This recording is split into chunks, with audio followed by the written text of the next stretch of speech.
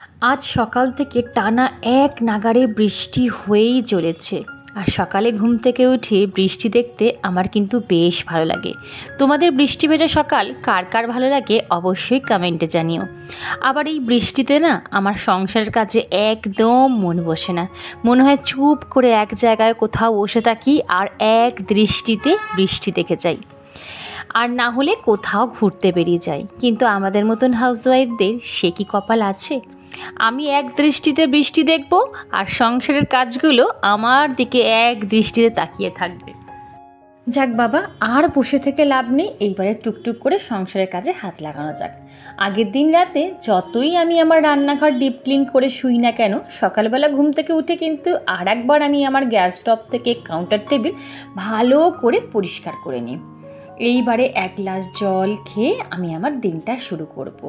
আর আগের দিন রাতে আমি কিন্তু কিছু ড্রাই ফ্রুটও ভিজিয়ে রাখি, তার মধ্যে খেজুর থাকে, কিশমিশ থাকে, আলমন্ড থাকে, আখরোট থাকে। সেটাই সকালবেলা আমরা সবাই একটু একটু করে খেয়ে নিই।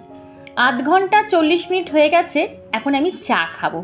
আসলে তোমরা হয়তো দেখে বুঝতে পারছো না, ভাবছো পর কেন খাচ্ছে। এটা কিন্তু পর না, 4 মিনিটের ছোট্ট ব্লগে আর কত কি তোমাদের সাথে শেয়ার করতে পারি বলো।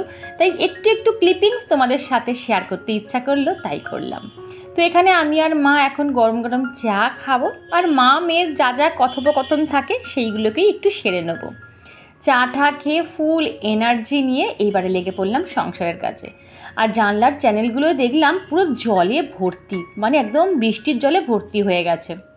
সেটাকে বারবার করে 2-3 বার করে ক্লিন করে নিলাম। আর এখন আমি টিভিতে গান চালিয়ে দেবো। গান শুনতে শুনতে আমি কিন্তু সংসারের কাজ করি, এটা আমার প্রত্যেক দিনের অভ্যাস। সংসারের কাজ শুরু করার আগে আমি টিভিতে গান চালিয়ে নেবো, আমার পছন্দের মতন গানগুলো চালিয়ে নেবো, আর গান শুনবো আর সংসারের কাজগুলো টুকটুক করে করব। আমার মতন অভ্যাস তোমাদের কারোর আছে নাকি সেটাও কমেন্ট বক্সে জানিও। সংসারের কাজ কমপ্লিট করে চলে এলাম ছাদ বাগানে। এদেরও তো একটু যত্ন আত্মীর দরকার, তাই না? এসে দেখি বেশ কিছু গাছের টবে আমার জল জমেছে, গোলাপ গাছ, কাগজ ফুলের। আর বেশি বৃষ্টিতে তো আমার জানি না যে আমার কটা গাছ বাঁচবে আর কটা গাছ মরবে। আর বৃষ্টিতে ভিজতে তোমাদের কার কার ভালো লাগে সেটাও কিন্তু কমেন্টে জানিও। কি ভালো যে ওয়েদারটা, কি বলবো।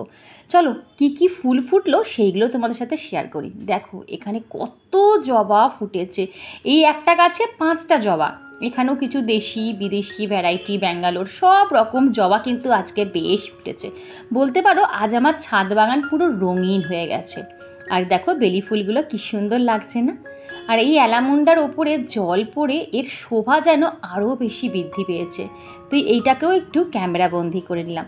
আমার ছাদ বাগান তোমাদের খুব প্রিয়, তাই একটু একটু করে আমার ছাদ বাগানও তোমাদের সাথে শেয়ার করি। আর এখানে মা ফুল তুলতে ব্যস্ত, মা আজকে হাত ভর্তি করে ফুল নিয়ে নিয়েছে। আসলে ফুলের ঝুড়িটা না আনতে ভুলে গেছে। আকাশের অবস্থা দেখেছো, আবার ঝেঁপে বৃষ্টি আসবে। কি যে হবে আমার গাছগুলোর কে জানে। তো চলো এবারে রান্নাঘরে যাব, কি রান্না করি তোমাদের সাথে শেয়ার করি।